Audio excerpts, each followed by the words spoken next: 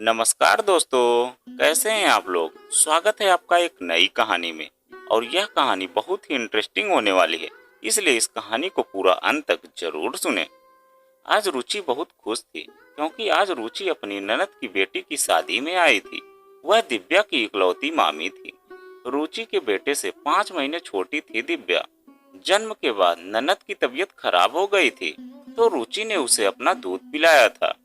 सास हमेशा कहती, तुमने दूध पिलाया है ना, इसलिए ममता ज्यादा है। पता नहीं, पर सच तो यही था कि रुचि की लाडली थी दिव्या। उसमें शादी को लेकर बहुत उत्साह था। जिद करके उसने मामी को 1 हफ्ते पहले ही बुलवा लिया था। स्टेशन पर नंदोई और भांजा लेने आए थे। नंदोई को ध्यान से देखा रुचि ने, तो बेटी के ब्याह की चिंता की लकीरें माथे पर स्पष्ट झलक रही थी। रुचि समझ सकती थी उनकी चिंता। घर पहुंची तो दिव्या आकर लिपट गई उनसे। मामी के आने से उसका चेहरा खिल गया था। दोपहर के खाने के बाद दिव्या ने अपनी शादी की तैयारी दिखाना शुरू कर दी। हाथ में एक डायरी और पेन लेकर सामने बैठकर बोली, मामी अच्छे से देख लो, जहाँ कुछ कम लगे तो बताना। ये देखो बनारसी साड़ी सास के लिए और ननद की साड़ी। रुचि खुश होकर बोली, अरे तुम तो जबरदस्त की शॉपिंग की है। हर चीज लाजवाब है, कहीं कोई कमी नहीं है। वाह, मानना पड़ेगा तुम्हें। उसने खुश होकर कहा, थैंक यू मामी, तुम्हारा टेस्ट जरा हटके है। तुम्हें अच्छा लगा है, मतलब अच्छा ही होगा। मामी आज शाम को मेरे ऑफिस के सहकर्मी आ रहे हैं सामान देखने के लिए। तुम मम्मी के साथ मिलकर कोई अच्छी सी डिश बना देना। रुचि ने सहमति में सिर हिलाया। इतनी जल्दी उसने सारा सामान तो देखा नहीं था। सोचा शाम को सबके साथ देख लेगी। दिव्या अपने पापा के साथ बाकी की तैयारियों पर चर्चा कर रही थी। रुचि को खुद की बेटी की शादी की भी चिंता होने लगी थी। इतनी तैयारी कैसे करेगी वह सब अकेले। अब लड़का देखना शुरू करना पड़ेगा। ननद का बेटा एक कोने में गुमसुम सा खड़ा था। दिव्या से 5 साल छोटा था उम्र में, पर परिपक्व ज्यादा था उससे। उसे गुमसुम देखकर रुचि को लगा कि दीदी के ससुराल चले जाने का सोचकर दुखी होगा। शाम को दिव्या के ऑफिस की पूरी टीम पहुंची। दिव्या खुश होकर अपनी शादी का सारा सामान दिखा रही थी उनको। ननद भी सबका स्वागत कर रही थी। ननद का बेटा भाग भाग कर सबकी खातिरदारी कर रहा था। सारा सामान देखकर तो रुचि की आंखें फटी की फटी रह गई। इतना दहेज, पूरा बाजार ही मौजूद है यहाँ तो।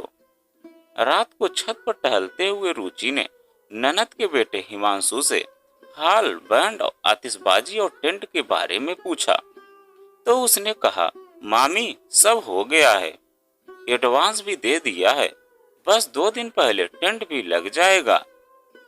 रुचि ने उसका उत्साह बढ़ाने के लिए कहा, हिमांशु तुमने बहुत बढ़िया इंतजाम किया है। देखना तुम्हारी बीबी भी बहुत सुंदर आएगी। रुपए पैसों की कोई मुसीबत तो नहीं है बेटा। हिमांशु दुखी होकर बोला, नहीं मामी जी, सब इंतजाम हो गया है। फूल और मिठाई का बस पक्का करना है। दीदी ने एक एक सामान अपनी पसंद का लिया है। मम्मी के साथ पिछले 3 महीनों से शॉपिंग कर रही है उसकी। हिमांशु के स्वर में एक मौन दर्द था, जिसे रुचि चाह कर भी अनसुना ना कर सकी। उसने भी सोचा, क्यों यह सब पूछ रही है। अगले दिन कॉलोनी वालों को न्योता दे दिया गया था दहेज का सामान देखने का। ननद चाय नाश्ते का इंतजाम सुबह से ही कर रही थी। शाम को कॉलोनी की महिलाओं ने आकर दिव्या को शादी की बधाई दी और गाने गाए। रुचि का ननद ने परिचय करवाया। अचानक एक महिला ने ननद से पूछा, गैस कितना दे रहे हैं आप लोग। ननद तुनक कर बोली, लड़के वालों ने कुछ भी नहीं मांगा है, हमारे यहाँ गैस नहीं मांगते। उस महिला ने तब भुन्नाते हुए कहा, अच्छा तो इतना सारा सामान बिन मांगे ही दे रही हैं। सुई से लेकर सिलाई मशीन कुछ भी तो नहीं छोड़ा है आपने। हमने सोचा जरूर दबाव होगा वहां से। पार्टी खत्म होने पर रुचि ने भी यहाँ यही सवाल किया ननद से।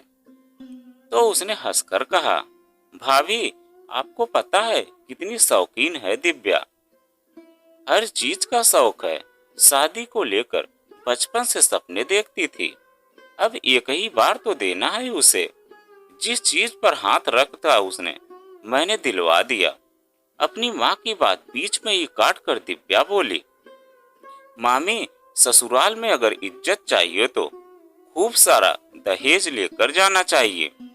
कोई कुछ बोले उससे पहले ही उनका मुंह बंद कर दो।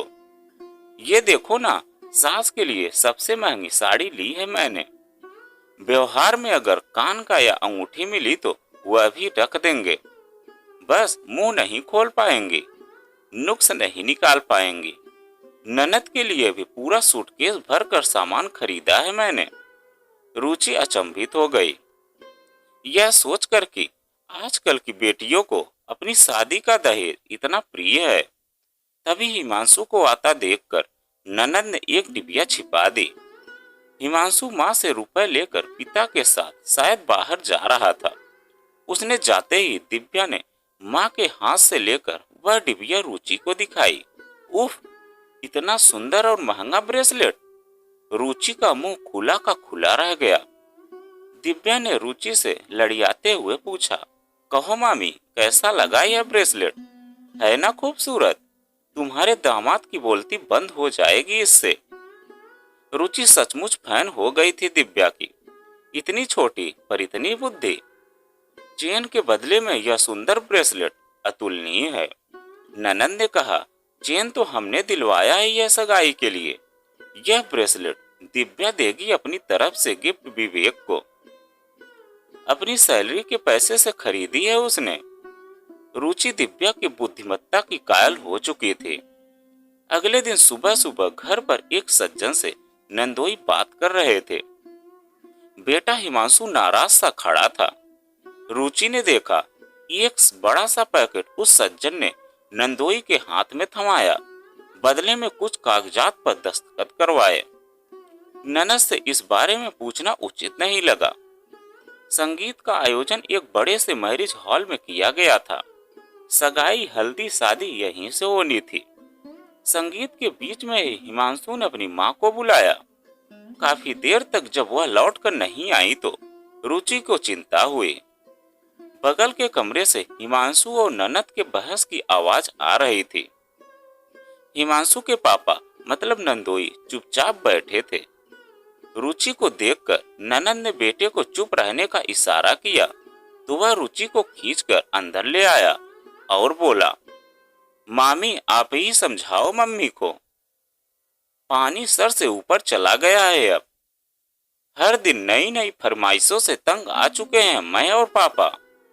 दीदी की बेफुजूल ख्वाहिशों को तूल देकर मम्मी ने इतना पैसा खर्च करवा दिया है कि अब पापा हार गए हैं।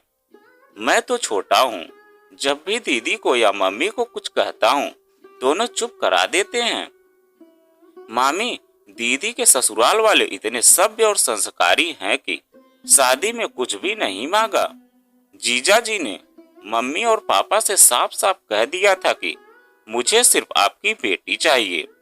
फिर भी अनावश्यक दिखावे के चक्कर में लाखों रुपए बर्बाद हो चुके हैं पापा के। अभी पूरी शादी बची की बची है। हिमांशु हाँफ रहा था बोलते बोलते। पिछले कई दिनों से शायद इसी तनाव में था वह, तभी खोया खोया लग रहा था। रुचि ने ननद की ओर देखा तो वह बेटी की तरफदारी करती हुई बोली, अब क्या करूं भाभी मैं? खाना बनाना पसंद नहीं उसे बचपन से, तो किचन के सारे सामान देना पड़ा। रोटी कभी गोल नहीं बना पाती तो रोटी मेकर खरीदी है। सजने संवरने का भी तो कितना शौक है उसे। मैचिंग किए बिना कहाँ कोई ड्रेस पहनती है। ससुराल वालों की जली कटी सुने थोड़ी पाएगी। विवेक और उसके माता पिता ने अभी तो कह दिया कुछ नहीं चाहिए, बाद में बात सुनाएंगे तो क्या वह रुक पाएगी वहाँ? बहुत स्वाभिमानी है मेरी बेटी। हिमांशु जबरदस्ती बात का पतंगड़ बना रहा है। बेटी की शादी तो एक बार ही होती है, थोड़ा बहुत उधार तो होगा ही। नंदोई जो अभी तक चुप थे, चिल्लाकर बोले, अपनी बेटी को कभी घर के काम सिखाया है तुमने? कभी बताया है कि घर खर्च कैसे पूरा होता है? सुबह से उसकी आया बन आगे पीछे घूमती रही तुम। अब क्यों डर रही हो बेटी को ससुराल भेजने से? लड़कियां भी कितनी पढ़ी लिखी हो, नौकरी पेशा हो, आधुनिक हो, ससुराल में कुछ काम उन्हीं को शोभा देते हैं। क्यों, तुम्हें क्या लगता है बेटी को भर भर कर सामान दे देने से उसके दोस्त ढक जाएंगे? आज सिर्फ शाम के स्नैक्स और रात के डिनर में पता भी है उसने कितना पैसा लगा दिया है? 2 जगह से 20% ब्याज पर उधार लिया है। अब आगे से और कोई नहीं देगा, ना ही मैं चुका पाऊंगा। अरे हम कोई अरबपति नहीं है, उनका भाग्य और है। अपनी बेटी की हर जायज नाजायज मांग पूरी कर करके तुमने खुद के पैरों में कुल्हाड़ी मारी है।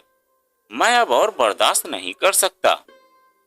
भाभी की भी तो बेटी है, देखा है ना तुमने, बचपन से घर के सारे काम करती है, पढ़ाई में भी होशियार है और बुद्धिमान भी है।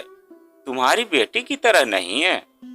रुचि वास्तव में आज प्रसन्न हो रही थी अपनी बेटी पर। शादी अभी नहीं हुई थी, पर रुचि अपनी परवरिश से निश्चिंत थी।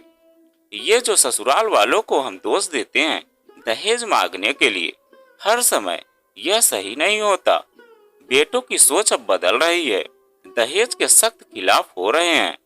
दामाद अपनी ससुराल का सम्मान करना सीख रहे हैं। अब आजकल लड़कियां दहेज चाहती हैं, इसलिए नहीं कि उन्हें मोह है दहेज का, बल्कि इसलिए कि ससुराल वालों को दहेज के भार में जिंदगी भर दबा सकें। मध्यम वर्गीय परिवार से होकर बड़े बड़े सेलिब्रिटीज की नकल करना फैशन बन गया है। तामझाम और चकाचौंध वाली शादी का तमाशा दिखाकर या तो ऐसी बेटियां अपना तमाशा बनाती हैं या अपने माता पिता का। दहेज प्रथा समाप्त तभी हो सकती है जब तक बेटियां ना कहे दहेज के लिए। आज रुचि की ननद की बेटे का विद्रोह देखकर रुचि को बड़ी सीख मिली। अपनी बेटियों को दहेज में अच्छे संस्कार व ससुराल वालों के प्रति आदर का भाव रखना सिखाना ही पर्याप्त दहेज है। बेटियों की कमी छिपाने के लिए दहेज का दोष ससुराल वालों पर थोपना सरासर पाप है। बेटी यदि अपने माता पिता की आर्थिक स्थिति नहीं समझ सकती तो दामाद से उम्मीद करना बिल्कुल नामुमकिन है। इसलिए बेटियों को भी अपने घर के हालात के हिसाब से सब कुछ करना चाहिए और अपने बेटियों को पढ़ाई के साथ साथ कुछ ना कुछ तो घर के काम जरूर सिखाना चाहिए। तो दोस्तों, यह कहानी आपको कैसी लगी कमेंट में लिखकर जरूर बताइएगा। अगर आप हमारे चैनल पर नए हैं तो प्लीज चैनल को सब्सक्राइब कीजिएगा और वीडियो को एक लाइक कीजिएगा।